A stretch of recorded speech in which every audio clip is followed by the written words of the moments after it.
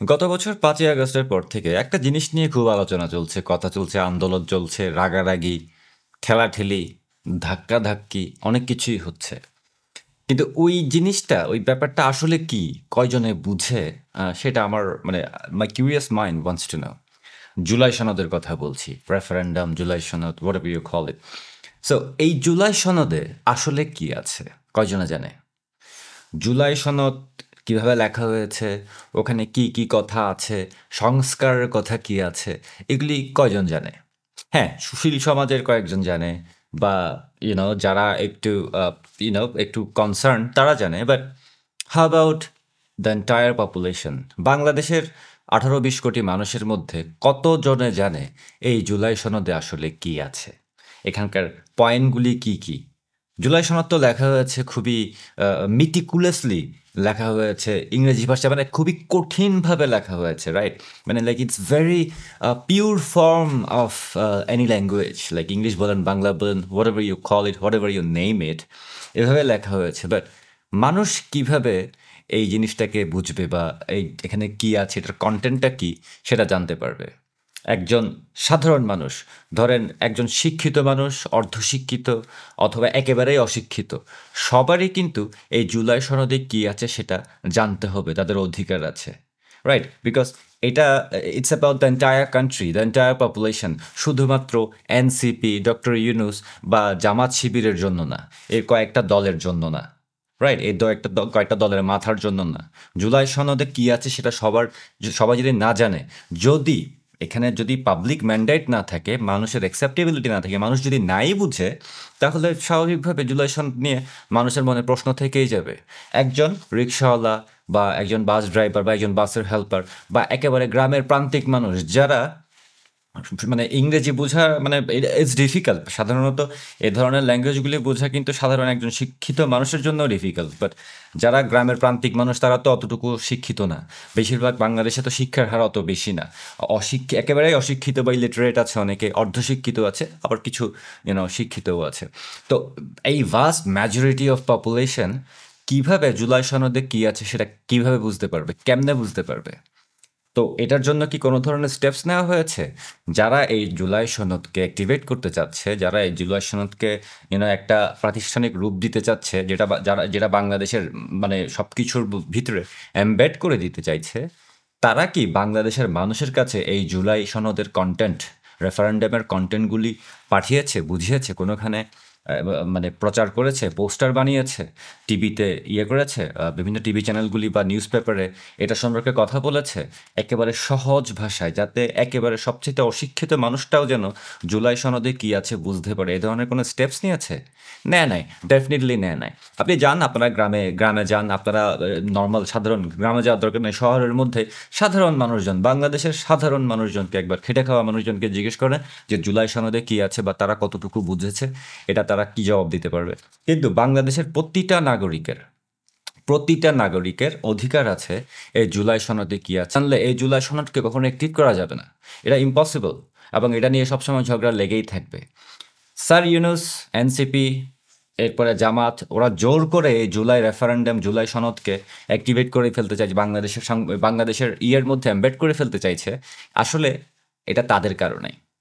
Basically July সনদ হচ্ছে বাংলাদেশে এই যে ষড়যন্ত্রকারী যারা ছিল জুলাই আগস্টে, এরপরে বাংলাদেশের শত্রু পক্ষ যারা, প্রো পাকিস্তানি পক্ষ যারা, তাদেরকে লেজিটিমাইজ করা, অর্থাৎ জামাত শিবিরকে বাংলাদেশে, বিশেষ করে জামাতকে বাংলাদেশে লেজিটিমাইজ করা, তাদের অবস্থান পাকাপোক্ত করা, এবং বাংলাদেশকে বেসিক্যালি আবার পাকিস্তানের হাতে বা পরাশক্তি বা বিদেশি শক্তিদের হাতে ট্রান্সফার করে দেওয়া। পাকিস্তান অলরেডি বাংলাদেশকে রিক্লেইম করতে চাইছে, সামথিং লাইক দ্যাট। সো ওই প্রসেসটাকে ত্বরান্বিত করা, আর কিছু না। এই জুলাই সনদের ভিতরে সংস্কারের কথা কি আছে?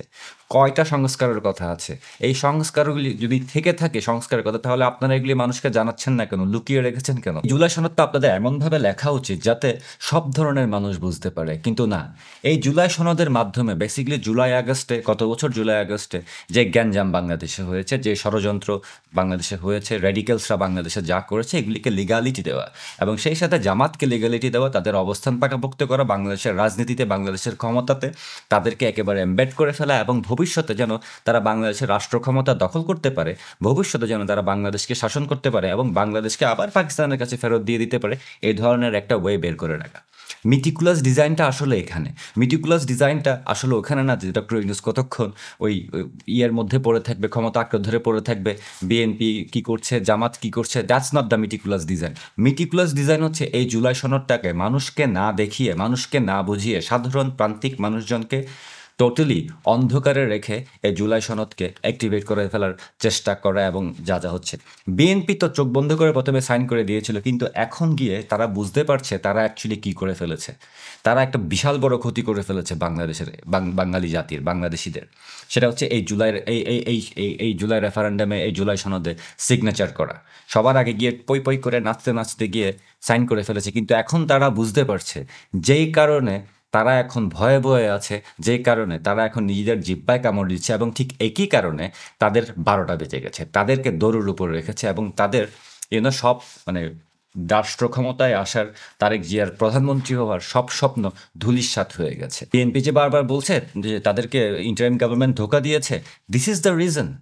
জুলাই সনদের কন্টেন্ট সম্পর্কে সাধারণ মানুষের কোনো আইডিয়াই নেই এবং এই জুলাই সনদ দিয়ে বাংলাদেশে জঙ্গি, সন্ত্রাসী, জামাত, শিবির এবং বাংলাদেশের বিপক্ষ শক্তি প্রো পাকিস্তানি যে পাওয়ারটা বাংলাদেশে এখন ঢুকে গেছে, তাদেরকে লিগালাইজ করা, তাদেরকে অ্যাক্টিভেট করা, তাদেরকে পাওয়ার দেওয়া, এছাড়া আর কিছু না। স্যার ইউনূস নোবেল পুরস্কার তো এমনি এমনি পায় নাই। সে আমেরিকাতে গিয়ে একেবারে ভরা মজলিসে মিটিকুলাস ডিজাইনের কথা এমনি এমনি বলে নাই। মিটিকুলাস ডিজাইন মানেই হচ্ছে এগুলি, এবং এইটা বাংলাদেশের আরও বড় ক্ষতি করে ফেলবে আগামী কিছুদিনের মধ্যে। আপনারা সেটা টের পাবেন।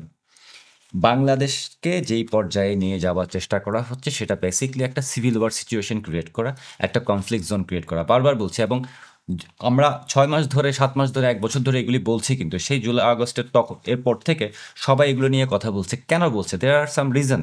একজন দুজন বললে একটা কথা ছিল, বাট এতগুলি মানুষ, মানে বিদেশিরা পর্যন্ত এই কথাগুলি বলছে যে বাংলাদেশকে ধীরে ধীরে ঠেলে দেওয়া হচ্ছে একটা কনফ্লিক্টের দিকে, একটা সিভিল ওয়ারের দিকে, একটা গৃহযুদ্ধের দিকে। কারণ এটা খুবই ইম্পর্ট্যান্ট, তৎকালীন ডিপ স্টেট পলিসির জন্য এটা খুবই ইম্পর্টেন্ট ছিল যে বাংলাদেশে একটা কনফ্লিক্ট লেগে থাকুক, বাংলাদেশে কোনো না কোনো কাহিনী করতে পারবে পরাশক্তিগুলো। বাংলাদেশে কনফ্লিক্ট কীভাবে লাগবে? স্বাধীনতার বিপক্ষ শক্তিকে বাংলাদেশে এম্পাওয়ার করলে লাগবে। বাংলাদেশে অ্যাকচুয়ালি 2টা পক্ষ সবসময়, একেবারে স্বাধীনতার পর থেকে বাংলাদেশে আসলে সবসময় 2টা পক্ষ ছিল। এখানে অনেকগুলি রাজনৈতিক দল বলেন, এই বলেন, সেই বলেন, অনেক কিছুই আপনারা বলবেন, but end of the day বাংলাদেশে 2টা পক্ষ। একটা পক্ষ হচ্ছে স্বাধীনতার পক্ষের, আরেকটা পক্ষ হচ্ছে স্বাধীনতার বিপক্ষের, সোজা হিসাব। এর বাইরে বাংলাদেশে কোনো পক্ষ নেই। ডেফিনেটলি স্বাধীনতার বিপক্ষের সাথে স্বাধীনতার পক্ষের যদি একটা কনফ্লিক্ট লেগে যায়, সেই কনফ্লিক্ট অনেক লম্বা হবে, এটা আবার আরেকটা স্বাধীনতা যুদ্ধের মতো হবে, বাট সিভিল ওয়ার সিচুয়েশন। এখানে পাকিস্তানের যেরকম একটা স্বার্থ আছে, সেখানে আমেরিকার স্বার্থ ছিল, সেখানে ইউরোপের স্বার্থ ছিল। বেসিক্যালি পুরা কনফ্লিক্ট জোনটাই তাদের স্বার্থের জন্য ডিজাইন করা হয়েছে। এই মিটিকুলাস ডিজাইন ইউনূসের মাথা থেকে বাইর হয় না। ইউনূস এখানে জাস্ট একটা গুটি, ইউনূস জাস্ট একটা শোকেস। ইউনূসকে দিয়ে যে কাজগুলি যারা করিয়েছে, যে সমস্ত foundation, Biden administration, deep state, whatever you name it, যারা করিয়েছে, তারা এগুলি সুদূর প্রসারে চিন্তাভাবনা থেকে করেছে। 50 বছর, 100 বছর, 20 বছর, 30 বছর, এই ধরনের প্ল্যান আছে তাদের, long term, short term plan আছে। হ্যাঁ, এরপরে ট্রাম্প অ্যাডমিনিস্ট্রেশন আসার পরে কাহিনী হয়ে গেছে। ইউএসএর দিয়ে যে ফান্ডটা বাংলাদেশে তারা পাঠিয়েছিল এই সমস্ত কাহিনী করার জন্য, এগুলি বন্ধ হয়ে গেছে। এবং ট্রাম্পের অ্যাডমিনিস্ট্রেশন, বিশেষ করে গত 1 দিন 2 দিন আগে তুলসী গেবার্ড যা বললেন যে তারা এখন আর রেজিম চেঞ্জ অপারেশনে বিশ্বাস করে, তাদের এই স্ট্র্যাটেজি তারা চেঞ্জ করে ফেলবে। সো বেসিকলি আমেরিকার স্টেট ডিপার্টমেন্ট এখন একটু সরে এসেছে এই সমস্ত ইয়েগুলি থেকে, কারণ ট্রাম্প সাহেবের জন্য। কিন্তু এন্ড অফ দ্য ডে বাইডেনের অ্যাডমিনিস্ট্রেশন এবং ডিপ স্টেট বাংলাদেশে যা করে গেছে সেটা অলরেডি ফিল্ডে অ্যাক্টিভেট। এবং বাংলাদেশের যে ইউএস এম্বাসি আছে, তারা মূলত লোকালি এদেরকে হেল্প করছে। আমেরিকার স্টেট ডিপার্টমেন্ট হয়তো হেল্প করছে না। এবং এই জুলাই সনদটা তাদের কাছ থেকে এসেছে। এই জুলাই সনদ হওয়ার আগে বিভিন্ন নেপালে গিয়ে আমেরিকান অ্যাম্বাসির লোকজনের সাথে মিটিং, কাতারে গিয়ে লোকজনের সাথে মিটিং, জামাতের আমিরের সাথে আমেরিকান অ্যাম্বাসেডর গিয়ে কাতারে দেখা করেছে, লন্ডনে আবার এসে মিটিং করেছে। ইউনূস সাহেব নিজে লন্ডনে এসে তারেক জিয়াকে ভ্রুং বুঝিয়ে দিয়েছিল যে জুলাই সনদে সিগনেচার করার জন্য, তাহলে তাকে প্রধানমন্ত্রী বানানো হবে। So there is a bigger game at play. But end of the day July সনদ হচ্ছে এমন একটা জিনিস যেটা অ্যাকচুয়ালি কেউই জানে না এটা কি, এবং এটার ভিতরে কি আছে, কিভাবে আছে, কোনভাবে আছে, এটা কেউ জানে না। কিন্তু যতক্ষণ না পর্যন্ত এটাকে লিগালাইজ করা যাচ্ছে, এটাকে যতক্ষণ না পর্যন্ত এটাকে অ্যাডপ্ট করছে বাংলাদেশ, ততক্ষণ পর্যন্ত এই জুলাই সনদের যারা কারিগর, যারা গত জুলাই আগস্টের যারা কারিগর, যারা মেটিকুলাস ডিজাইনে অংশ নিয়েছে, ততক্ষণ পর্যন্ত তারা নিরাপদ না। এই কারণে তারা ঠুসছে, ফুসছে এবং এটাকে পুশ করার চেষ্টা করছে যত দ্রুত সম্ভব এই জুলাই সনদকে অ্যাক্টিভেট করা, উইদাউট লেটিং পিপল নো। অথচ বাংলাদেশের মানুষের এখানে কোনো ম্যান্ডেট নাই। যারা এই জুলাই সনদ বানিয়েছে তাদের কোনো ম্যান্ডেট নাই, যারা এই জুলাই সনদের কারিগর তাদের কোনো ম্যান্ডেট নাই। তারা বাংলাদেশের 20 কোটি মানুষকে রিপ্রেজেন্ট করে না, তারা রিপ্রেজেন্ট করে হাতে গোনা কিছু মানুষকে, হাতে গোনা কিছু ফরেন ফ্রেন্ডসকে। এরা ছাড়া বেসিক্যালি এদের কোনো রিপ্রেজেন্টেশন নাই। বাংলাদেশের একেবারে গ্রাম অঞ্চলের এতগুলি গ্রাম, বাংলাদেশের বেশিরভাগ মানুষ গ্রামে, তাদেরকে রিপ্রেজেন্ট কারা করছে? জুলাই সনদে কি আছে তাদের জানার অধিকার আছে না? অবশ্যই আছে। আপনার আমার জানার অধিকার আছে না? অবশ্যই আছে। কিন্তু জুলাই সনদকে এমনভাবে লেখা হয়েছে, এমন মেটিকুলাসলি ডিজাইন করে কঠিন কঠিন ভাষা ইউজ করে লেখা হয়েছে যে অ্যাকচুয়ালি এটার ভিতরে কি আছে সেটা সাধারণ মানুষ জানে না। কারণ সাধারণ মানুষ যখন জানবে যে এই জুলাই সনদ আসলে যে তাদের একেবারে পরোয়ানা, মৃত্যু পরোয়ানা, তাদের স্বাধীনতার পরোয়ানা, যখনই জানবে তখন মানুষ এটাকে কখনো অ্যাকসেপ্ট করবে না। সে কারণে তাড়াহুড়া করে 1 দিন 2 দিনের মধ্যে কোনোভাবে যদি এটাকে পাশ করে ফেলা যায়, কোনোভাবে যদি এটাকে অ্যাডাপ্ট করে ফেলা যায়, তাহলে এই সমস্ত মির্জাফররা বেঁচে যায়। এটা হচ্ছে তাদের চিন্তাভাবনা এবং এভাবেই তারা এগুচ্ছে। এবং স্বাভাবিকভাবে জুলাই সনদকে যদি অ্যাডাপ্ট করে ফেলা হয় বাংলাদেশে, রেফারেন্ডামকে যদি অ্যাডাপ্ট করা হয় বাংলাদেশে এবং এটা সংবিধানের সাথে যদি কোনোভাবে এমবেড হয়ে যায়, তাহলে এই যে জুলাই আগস্টে যারা সন্ত্রাসী, জঙ্গি হামলা করেছিল, যারা এই পুরো জিনিসটাকে ডিজাইন করেছিল, ইনক্লুডিং স্যার ইউনুস, তাদেরকে ধরা বা তাদের বিচার করা অনেক ডিফিকাল্ট হয়ে যাবে। এটা অনেকটা ইন্ডেমনিটির মতো বা আরও খারাপ, এবং সেটা হচ্ছে শর্ট টার্ম। এবং লং টার্মে গিয়ে বেসিক্যালি বাংলাদেশকে অন্য একটা দেশের হাতে তুলে দেওয়া, আবার পাকিস্তানের কাছে তুলে দেওয়া, বা বাংলাদেশে অন্যান্য বিদেশি শক্তিদেরকে একেবারে পার্মানেন্টলি এমবেড করে ফেলা, এগুলি হচ্ছে জুলাই সনদের কাজ। কিন্তু আপনি আমি জানি না, বা বাংলাদেশের সাধারণ মানুষ, প্রান্তিক মানুষ, শিক্ষিত, অর্ধশিক্ষিত বা একেবারেই অশিক্ষিত মানুষ যারা, তারা জানে না। বেশিরভাগ মানুষই কিন্তু বাংলাদেশে এরকমই, এবং তাদের জানার অধিকার থাকা সত্ত্বেও তারা জানে না। সো বিএনপি এই জিনিসটা বুঝতে পেরে এখন পস্তাচ্ছে।